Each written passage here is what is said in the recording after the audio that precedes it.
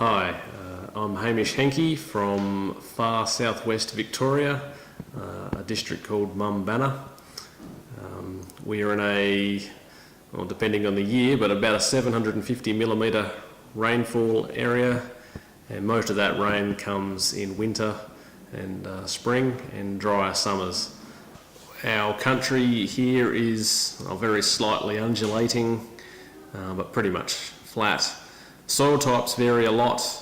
Most of my pivot sites have at least 3, sometimes 4 soil types in one pivot, which makes management interesting.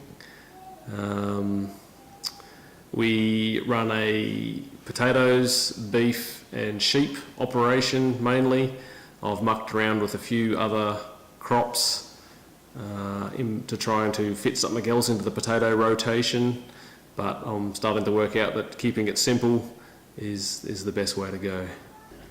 The seed that I grow is for all aspects of the industry. We grow fresh market potatoes, chipping potatoes, crisping potatoes and wedging potatoes as well.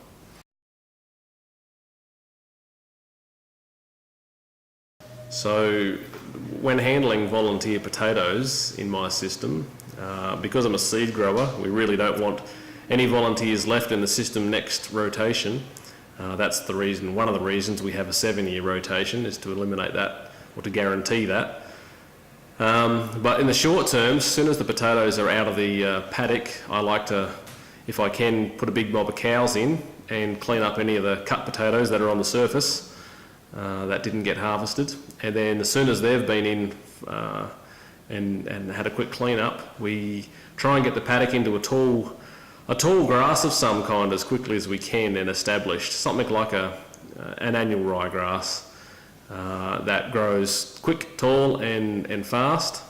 And if we can let that have that nice and tall through to the October and beyond, even if we cut it for hay, it shades out all the volunteer potatoes, and in that first year reduces the numbers dramatically. And then in the following years, keep it in a pasture and keep grazing pressure on it, and the cattle will keep trimming up the potatoes and try and get rid of them in a year or two. With compaction issues, when our property isn't in spuds, we graze sheep and cattle, obviously, but we try and, when we're feeding out fodder over winter, we make sure we feed it out on the high banks, so avoid over trampling and overworking the lower areas to try and avoid pugging and compaction. Also, around the farms in the last couple of years, I've been developing tracks and putting in gravel roads around the place to get the trucks in and out of the paddocks.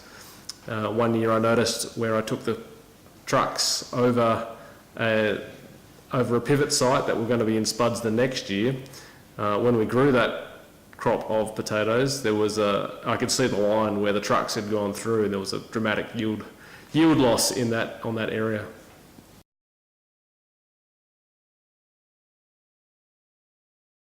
As a seed grower, every year before our crop goes in, we do the predictor PT tests, making sure that, well, there's going to be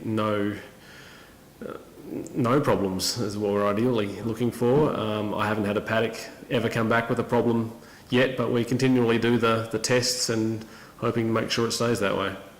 The last couple of years we've been using in-field soil monitoring, which is connected to the 3G network, so I can read it on my phone. That's been fantastic, showing me whether I'm overwatering or underwatering.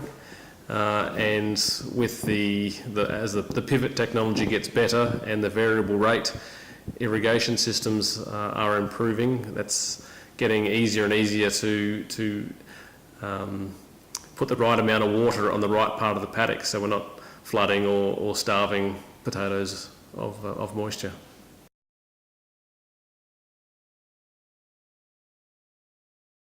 Love listening to agronomists from, well, all over the world and hearing new ideas about what they're doing, about always trying to improve soil health.